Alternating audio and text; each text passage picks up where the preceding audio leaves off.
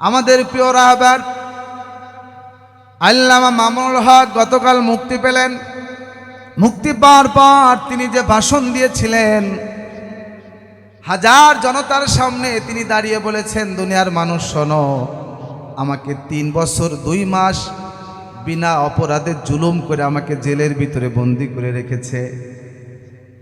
আমি মাথা পেতে মেনে নিলাম পয়গম্বর ইউসুফ আলাইহিস সালাম যে কথা বলেছিলেন অপরাধীর ব্যাপারে, লা তাসরিবা আলাইকুমুল ইয়াউম, তাদের ব্যাপারে আমার কোনো অভিযোগ নাই, আমি মাফ করে দিলাম।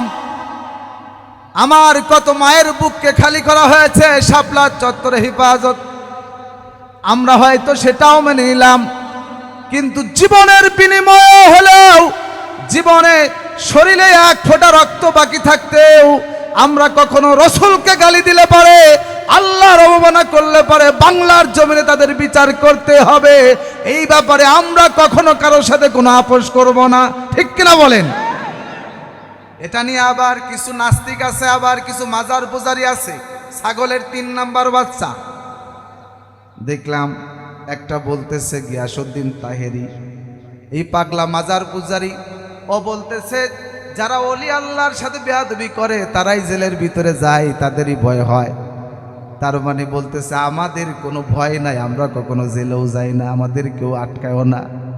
ও মূর্খ, তো বোঝে না, ও জানে না কোরআন হাদিসের কোনো জ্ঞান নাই, বেয়াদবটা জানে না। সমস্ত নবী রাসূল পর্যন্ত বেঈমানের হাতে আঘাত সহ্য করেছেন, ঠিক কিনা বলেন? ইসলামের জন্য, দ্বীনের জন্য আঘাত সহ্য করেছেন। সমস্ত সাহাবা আজমাইন দ্বীনের জন্য আঘাত সহ্য করেছেন। হাজার হাজার সাহাবা জেলের ভিতরে বন্দী হয়েছেন, জীবন দিয়েছেন, রক্ত দিয়েছেন ইসলামের জন্য। আমাদের যে 4 ইমাম 4 জন জেলের ভিতরে বন্দী হয়েছেন, তারা কি অপরাধ করেছিল? তাদের কি অপরাধ ছিল? চোরে চুরি করে অপরাধী হয়ে জেলের ভিতরে যায়, দুর্নীতি করে নেতায় জেলের ভিতরে যায়, আর আলেম উলামারা হকের কথা বলে জেলের ভিতরে যায়।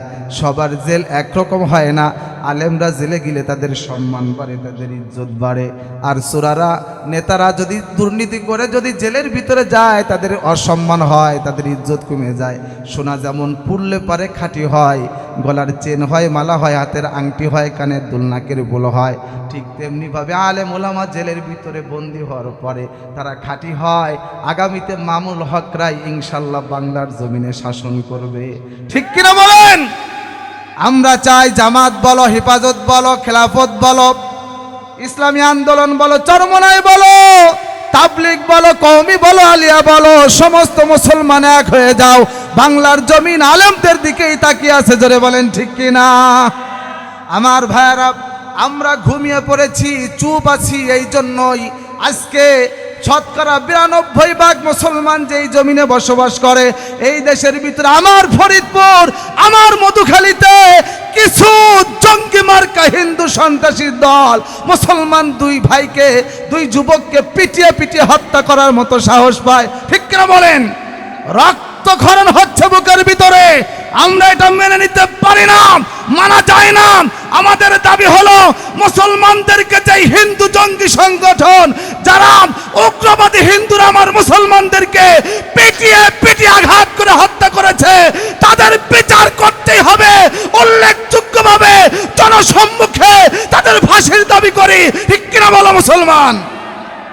আল্লাহ পাক মুসলমানদেরকে এক হওয়ার, নেক হওয়ার তৌফিক দান করেন। সংক্ষিপ্ত সময়ে যে কথাগুলো বললাম, আল্লাহ পাক আমাকে সর্বপ্রথম আমল করার তৌফিক দান করেন। আপনারা সবাই আমার জন্য দোয়া করবেন, আমিও আপনাদের সকলের জন্য দোয়া করছি।